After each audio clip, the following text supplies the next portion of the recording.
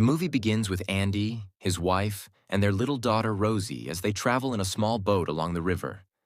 They live their entire life on that boat and never approach the land, and we'll find out why later.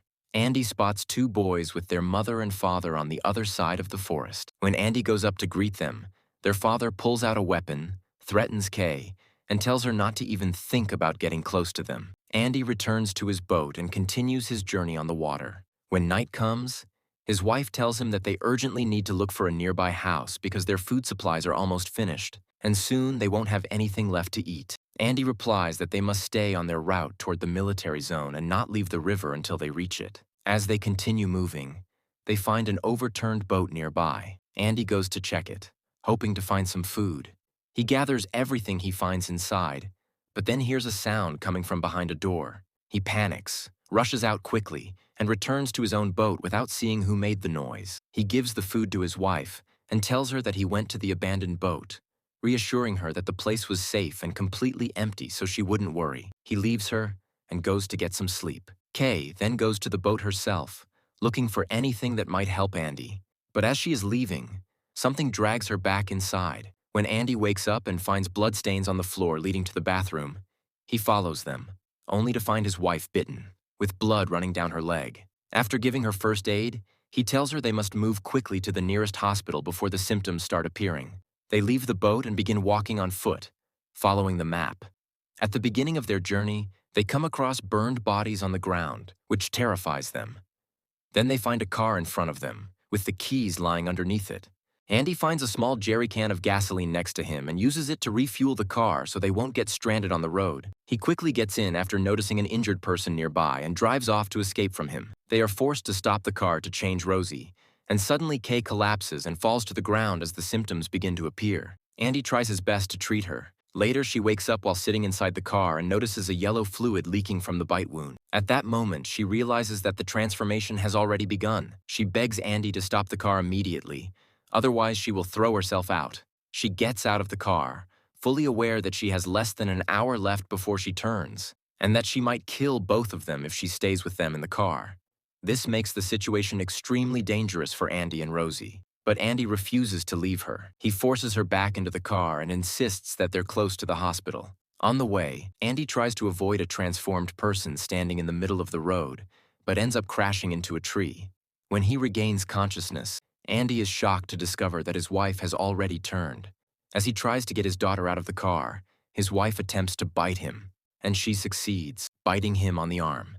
He manages to get Rosie out safely, then returns to his wife to end her suffering, and kills her. He breaks down crying in grief over losing her. He puts on a wrist timer set to 48 hours, the amount of time he has left before he fully transforms. Carrying Rosie on his back, he continues moving forward, hoping to reach the military zone before his time runs out. Along the way, he encounters the same infected man from earlier, but this time he finds him tied up, with a girl standing behind him begging Andy not to kill her father. She cuts her own hand so that her father will follow the smell of blood and move away from Andy. Andy continues his journey toward the military zone.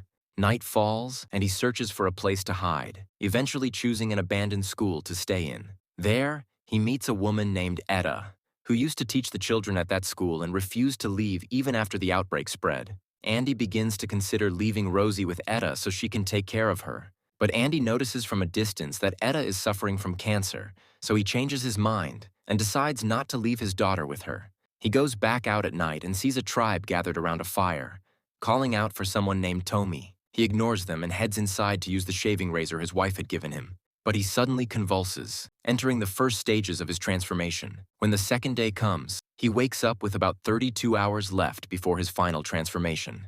Before he leaves, Etta advises him to look for a man named Wally and his daughter Tommy, and to find them because they might be able to raise Rosie after he turns. He thanks her and continues his journey toward the military zone. Along the way, they come across infected people who have buried their heads in the ground. Just before one of them attacks Andy, he is saved by a man hiding inside a pit surrounded by gas pipes. The man's name is Vic. Vic asks Andy to help him because the pipes have fallen onto his leg and he can't move. He gives Andy his car keys so Andy can use the car to pull the pipe off his leg and free him. Vic then asks Andy to come with him to his house, where his wife Lorraine is waiting for him. Andy keeps driving until they reach Vic's home. He meets Lorraine, but notices that she is acting strangely, as if she is scared of something.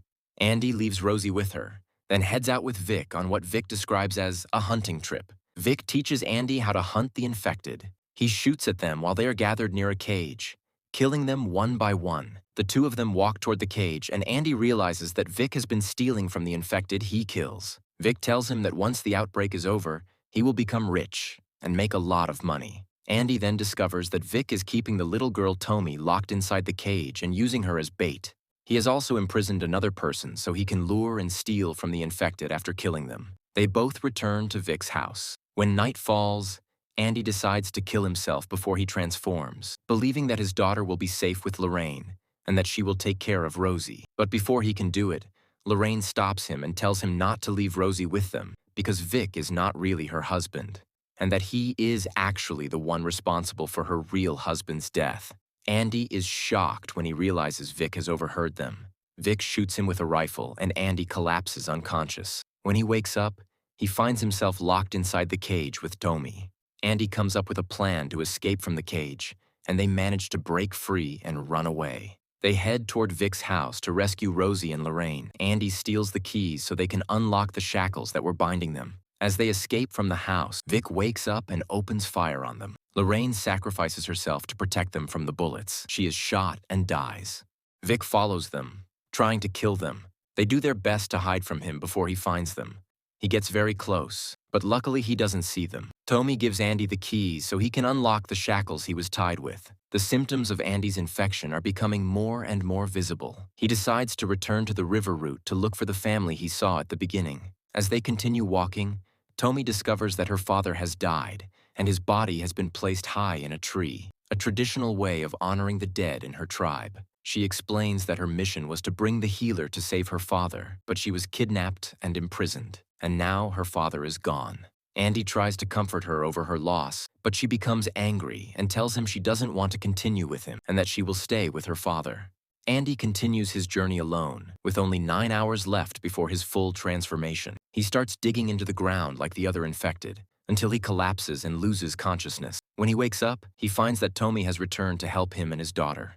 They find a boat parked by the river and begin traveling in it. They pass by the boat where Andy once lived with his wife, and the memories come flooding back. He then heads toward the family he had seen earlier on the other side of the river, hoping to leave his daughter with them so they can raise her after he dies. He eventually finds them. The father is digging a large grave for the entire family because he too has been infected and refuses to leave his family behind. The father pulls out a gun and begs Andy to kill them all, but Andy refuses and walks away. He returns to Tommy, then hears 4 gunshots, matching the number of family members. Andy goes back, takes the gun from the father, and holds it to his own head, beginning to think the same way.